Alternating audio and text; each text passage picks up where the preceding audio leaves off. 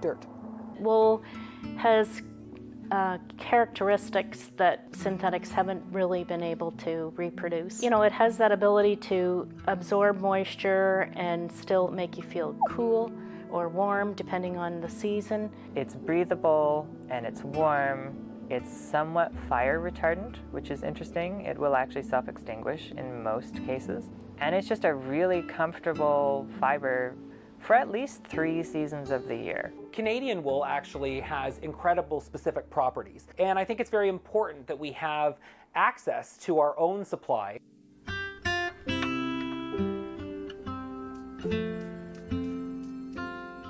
When I first got sheep, I got Rambouillets, which is like a French merino, so it's very, very fine wool. The problem was at the time in 1988, there were no mills in Canada, basically, that could handle the really fine fiber, and they just wrecked it. So I started to look at a way of getting a slightly longer staple and a slightly less fine, like a medium fine, fiber that some of the industrial mills in Ontario could handle. And so that led me down the road of using 3 purebreds to basically develop traits that I was going to select for. I wanted to have a length so it was easy to spin. I wanted to have it fine so when I wore it against my skin it wasn't scratchy. The other thing too is for years and years colored sheep and colored goats for that matter were a no-no because everybody just wanted white, and I wanted the natural color because I didn't want to do a lot of dyeing. So that led me down the natural color road, and a lot of the sheep that I have now are anywhere from browns through grays to blacks, steel grays, even some beige sheep as well as the cream ones. It was in 2006 we built the building and then opened up the mill and basically pieced together the equipment. The fiber gets shorn off of an animal and then it's skirted, which is removing any areas that are, you know, urine stained or really heavy vegetation. And then it gets rinsed. We put it out on a mesh rack overnight and let it dry to 10% moisture, which should feel cool but not wet to touch. Then we weigh it out and then it goes through a picker, which basically takes it from that lock formation into more of a candy floss looking type of fiber.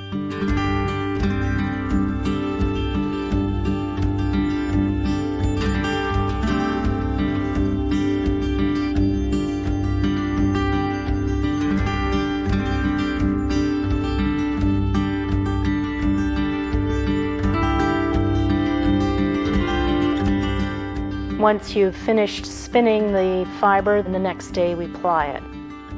Once those bobbins are filled, then we take and skein it off into a skein, whatever yardage the customer's wanting.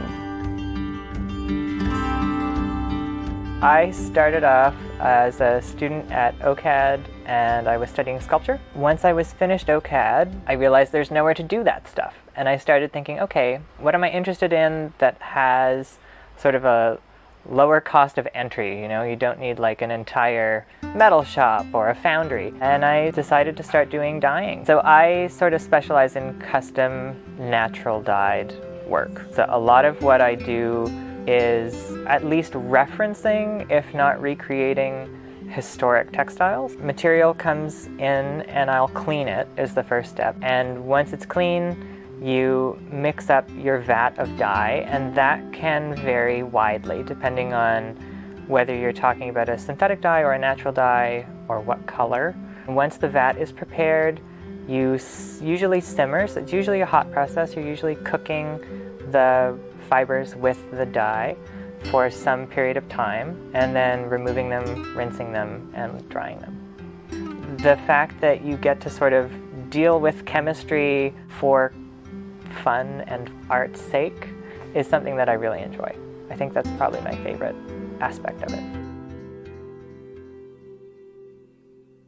The thing that I specialize in as a weaver is working with locally sourced and processed fiber.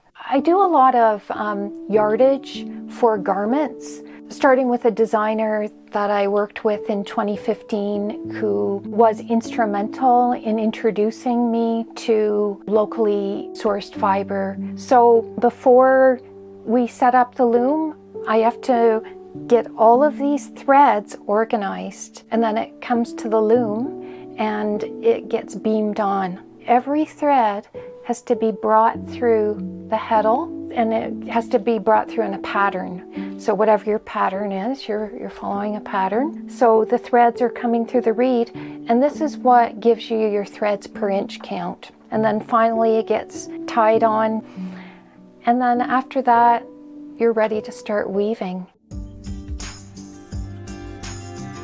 The 100-mile jacket was such an amazing project. It was a very cool project to be involved in, and it was a really interesting one because it's the largest project that I've actually done. How can we create a beautiful, luxurious fabric using only resources within 100 miles of the city of Toronto? We know where the wool came from, we know where it was dyed, where it was spun. This was just such a great way to bring that to life. So I've woven it, but then it's like an honor for the likes of Smythe to put it into a garment that is so fashionable and that's at Holt Renfrew. It's a bit of a, pinching myself that did this happen? This movement of farm to fashion came to life through this blazer, which is amazing, and the end result is also beautiful. It's really showing the detractors who think that the time for the wool industry has passed in Canada, that there is a place for Canadian wool, and that there's a real demand.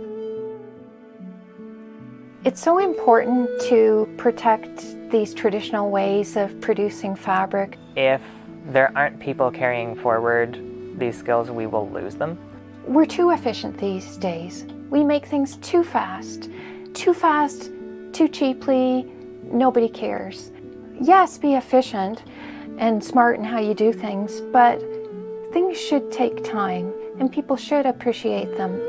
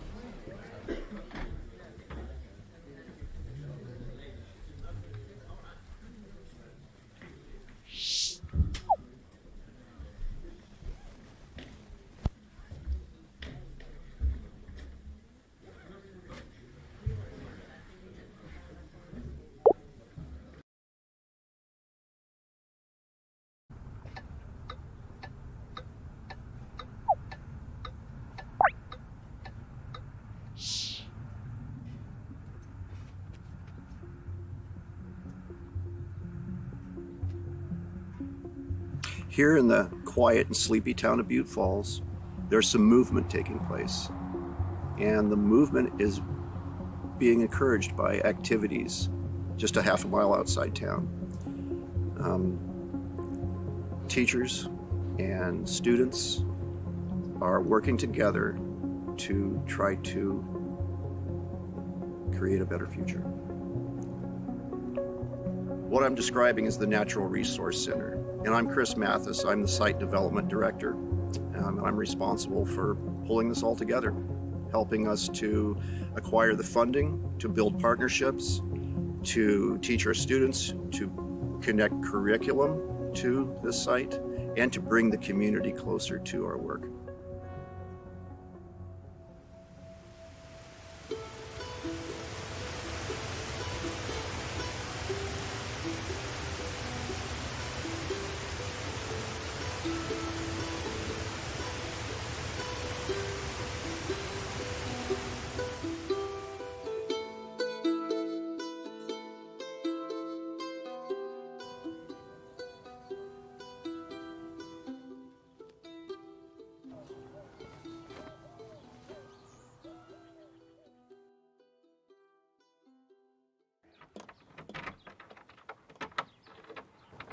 This is the place.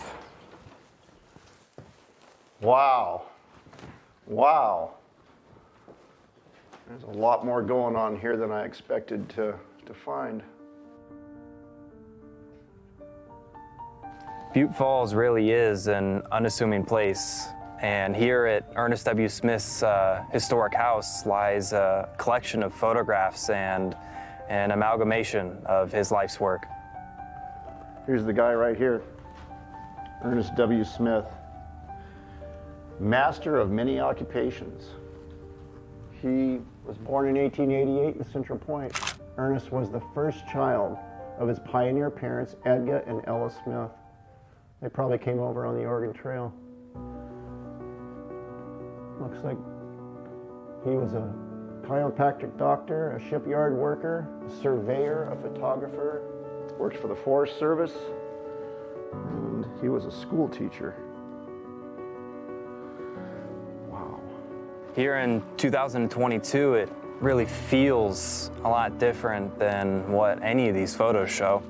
Ernest really was a man of many occupations, and a peek into his life really shows just how one man can make such a difference by committing his life's work to his community. Located 200 miles from Portland, Oregon, Butte Falls sits in the foothills of the Cascade Mountains in southern Oregon. And in the early 1900s, right around 1910, is when the first mill was being built right on Butte Falls, and the whole town after that started growing, and the lumber industry was booming for a good 50 years or so, long enough to create a town that seemingly didn't stop. Then it all came crashing down right in the middle of the 1970s when the logging industry locally and for many places in the Pacific Northwest collapsed. And even in 2022, there are still plenty of logging trucks coming through Butte Falls. It's nowhere close to what it was. Obviously, for many reasons, climate change, regulation of natural resources, because we simply couldn't log everything. It wasn't right. And though there's still a need for it, we've learned from our mistakes, I would say.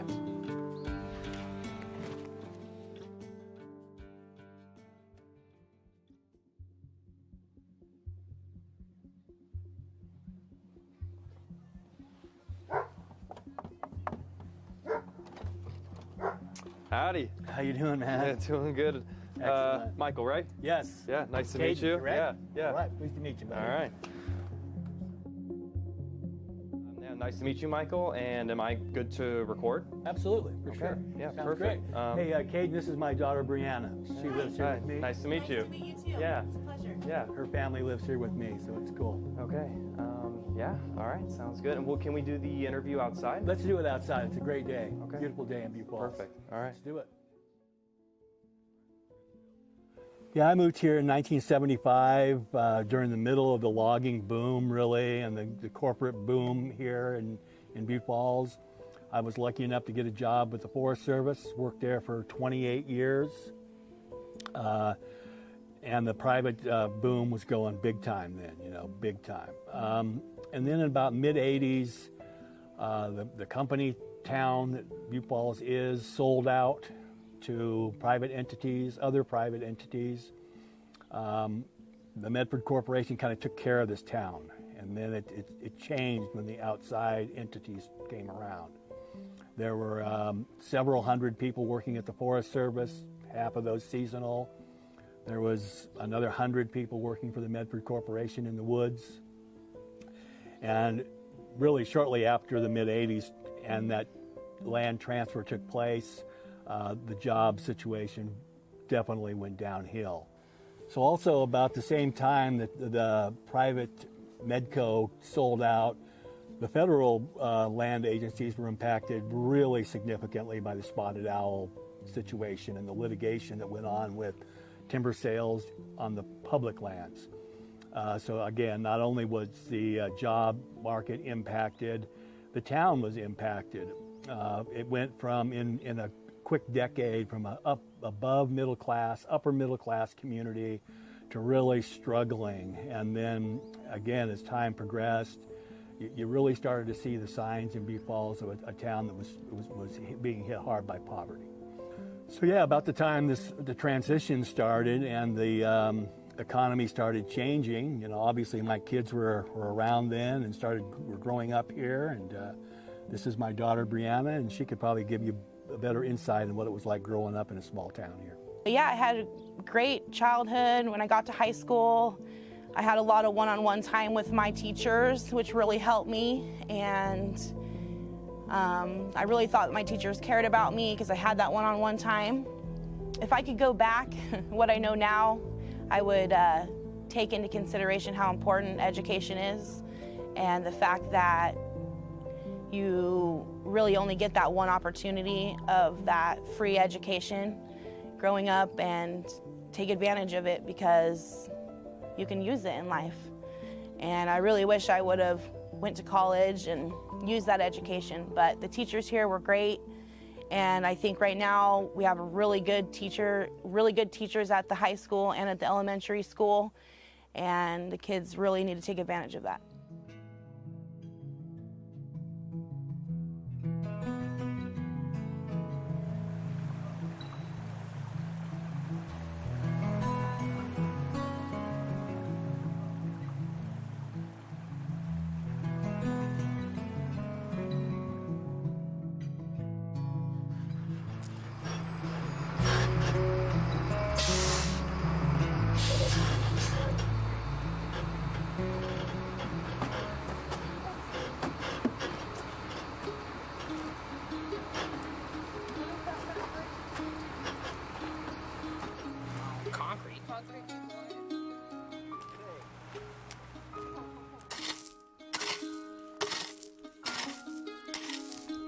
Welcome to the Natural Resource Center. This is a location where we are able to teach our students with a hands-on, place-based education model. Concrete people, yes. So if concrete could ever be called delicate, it's right now. The concrete, it was just poured yesterday, so it is as delicate as it can get. This site used to be one of the state's oldest fish hatcheries, and now we're going to repurpose and renovate all of the old facilities and structures into classrooms and teaching stations.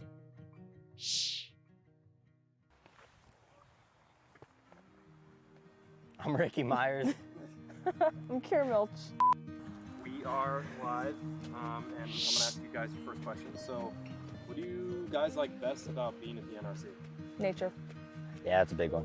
I like being out of the classroom. I learn with my hands. I like to work with my hands. It's a lot easier to be visually doing something and learn on the spot. You'll remember it a lot easier. Yeah, doing it with the teacher, really. That is why I'm passing this class. That, and it's a big experience. Well, yeah, it's a huge opportunity sometimes. Like, I know kids that go to school that just have nothing to do with the outdoors.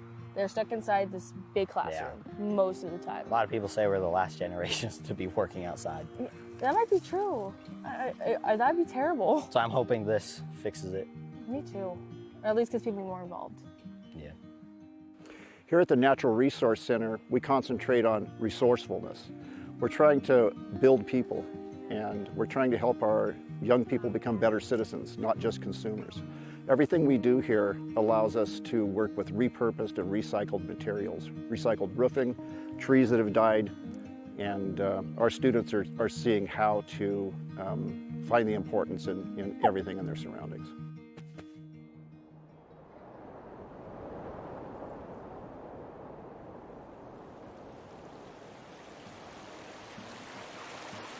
Looking back, Butte Falls is doing its best to hold on to what it still has, and there was one more shot to really change the town for the better.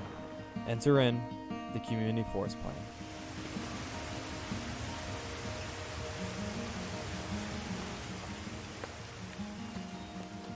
So we're sitting right here below Butte Falls. It's up on the hill, quarter of a mile. Right below us is Butte Falls, the actual falls, which is the namesake of the town.